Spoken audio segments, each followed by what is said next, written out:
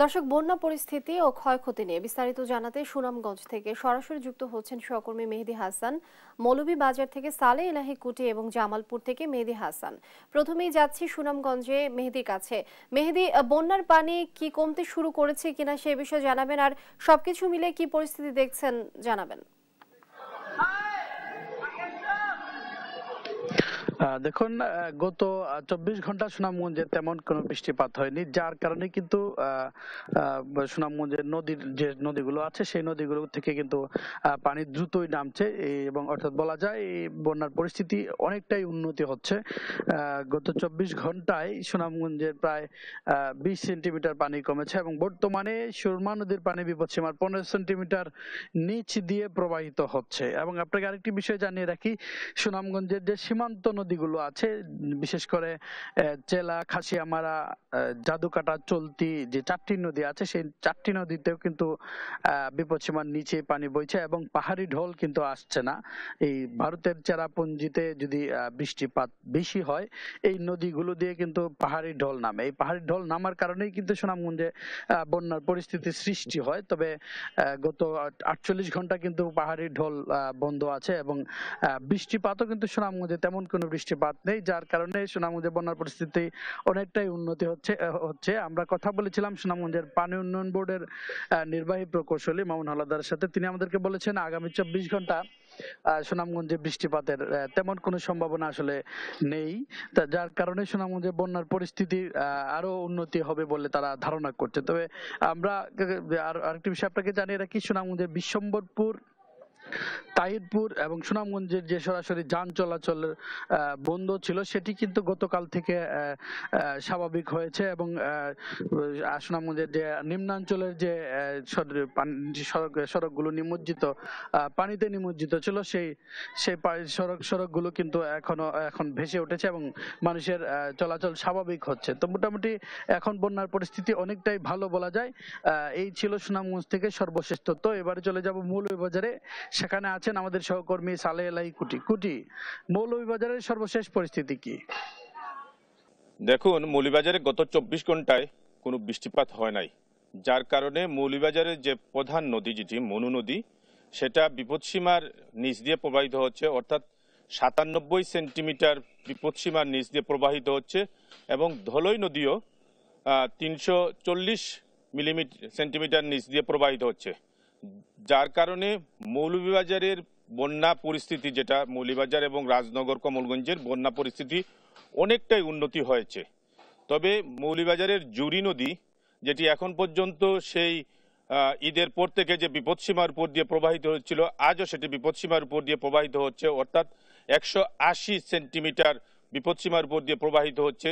যেই নদীর পানিটি এসে হাকালুকি হাওরে পড়ে এবং হাকালুকি হাওর থেকে যে পানিটি কুশিয়ারা নদীতে প্রবাহিত হয়, কুশিয়ারা নদীও ইতিমধ্যেই ১০ সেন্টিমিটার বিপদসীমার উপর দিয়ে প্রবাহিত হচ্ছে, যার কারণে মৌলভীবাজারের ৩টি উপজেলা, বিশেষ করে কুলাউড়া, জুরি এবং বড়লেখার হাওর অঞ্চলের যে নিম্না অঞ্চল আছে, সেখানে দীর্ঘস্থায়ী জলাবদ্ধতার রূপ নিয়েছে।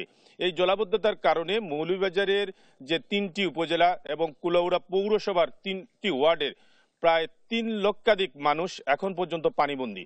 দ্বিতীয় দফায় এবার বন্যা আক্রান্ত হয়। এই আক্রান্ত হওয়ার পরে নতুন কিছু এলাকা প্লাবিত হয় এবং সেই সব এলাকা সহ পুরাতন যেসব এলাকা প্লাবিত হয়েছিল সেই সব এলাকায় দীর্ঘ জলাবদ্ধতার রূপ নিয়েছে। আমি কথা বলেছিলাম পানি উন্নয়ন বোর্ডের সাথে, তারা আমাকে জানিয়েছেন যে এই দীর্ঘস্থায়ী জলাবদ্ধতার থেকে নিরসন পেতে বেশ সময় লাগবে এবং এটা সহজেই বলা যাচ্ছে না কবে এই সমস্যার সমাধান হবে। তবে যেটি হচ্ছে, উজানে বৃষ্টিপাত না হয় মৌলভীবাজারের সার্বিক বন্যা পরিস্থিতি অনেকটাই উন্নতি, তবে হাওর অঞ্চলের বন্যা পরিস্থিতির কোনো উন্নতি হয় নাই। মানুষ পানির সাথে বসবাস করছেন, এতে মানুষের জীবন অনেকটা বিঘ্নতা সৃষ্টি হচ্ছে। আপনাকে একটি বিষয় জানাতে চাই, মৌলভীবাজারের কুলাউড়া উপজেলা এবং জুরি উপজেলা এখন পর্যন্ত পানিতে নিমজ্জিত এবং কুলাউড়ার স্বাস্থ্য কমপ্লেক্সকে এখন পর্যন্ত নিমজ্জিত, যার কারণে মানুষের স্বাস্থ্য সেবা গ্রহণ করতে অনেকটাই অসুবিধা হচ্ছে। অর্থাৎ মৌলভীবাজারের সার্বিক বন্যা পরিস্থিতির যে অবস্থা, সেটা সরকারি ত্রাণ তৎপরতা দ্বিতীয় দফা এখন পর্যন্ত কোনো তৎপরতা চোখে পড়ে নাই এবং মানুষজন জানিয়েছেন ত্রাণ তৎপরতা না থাকায় তারা অর্ধাহারে অনাহারে দিন যাপন করছেন। এই ছিল মৌলভীবাজারের সার্বিক বন্যা পরিস্থিতির সর্বশেষ তথ্য। আমি এখন চলে যাব জামালপুরে, আমাদের সহকর্মী তার এলাকার সর্বশেষ বন্যা পরিস্থিতি আমাদেরকে জানাচ্ছেন।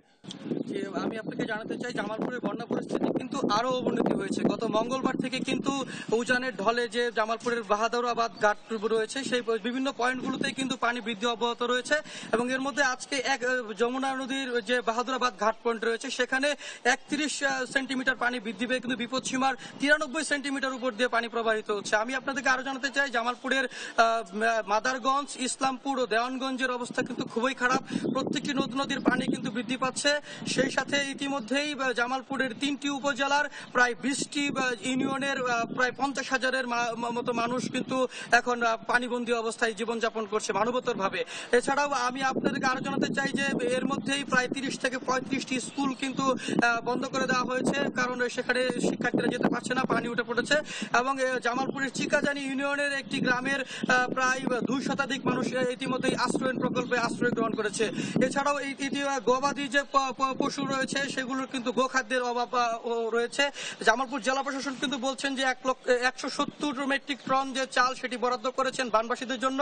এছাড়াও বিভিন্ন ধরনের শুকনো খাবার সেটি কিন্তু ব্যবস্থা করা হয়েছে। কিন্তু আমরা সরেজমিনে গিয়ে বানবাসীদের সাথে কথা বলে জেনেছি ইতিমধ্যেই কোনো ধরনের প্রশাসনিক যে সহায়তা, প্রশাসনের বা জনপ্রতিনিধিদের সহায়তা সেটি কিন্তু তারা পায়নি। সবকিছু মিলিয়ে কিন্তু বানবাসীরা খুব একটি ভালো নেই। ইতিমধ্যে সমস্ত নদ নদীর যে পানি সেটিও বৃদ্ধি পেয়েছে। ইতিমধ্যে জামালপুরের দেওয়ানগঞ্জের বেশ কয়েকটি ব্রিজ ও রাস্তাঘাট কিন্তু যে বন্যার পানির স্রোত সেটিতে কিন্তু ভেঙে গেছে, যার কারণে জামালপুরের থেকে রাজীবপুর রৌমারী যে উপজেলা রয়েছে কুড়িগ্রামে, সেখানে কিন্তু যে যাতায়াতের পথ সেটি কিন্তু বন্ধ আছে। এছাড়াও জামালপুরের যে মাদারগঞ্জের একটি ইউনিয়ন রয়েছে, সেই ইউনিয়নও কিন্তু রাস্তাঘাট ভেঙে গেছে। সবকিছু মিলিয়ে যাতায়াত, গোখাদ্য সবকিছু সবচেয়ে বিপাকে রয়েছে এই বানবাসী এলাকার মধ্যে। যে শিশু এবং যারা বয়স্করা রয়েছেন তাদেরকেও নিরাপদে সরিয়ে আশ্রয় প্রকল্পে নিয়ে যাওয়ার জন্য আপ্রাণ চেষ্টা করছেন প্রশাসন সহ বিভিন্ন জনপ্রতিনিধি যারা রয়েছেন তারা। এই ছিল আমার কাছে সর্বশেষ তথ্য। লিনিয়া, অসংখ্য ধন্যবাদ আপনাদের তিনজনকে আমাদের সঙ্গে যুক্ত হবার জন্য। দর্শক, সুনামগঞ্জ, মৌলভীবাজার এবং জামালপুরের বন্যা পরিস্থিতি জানছিলাম সহকর্মীদের কাছ থেকে।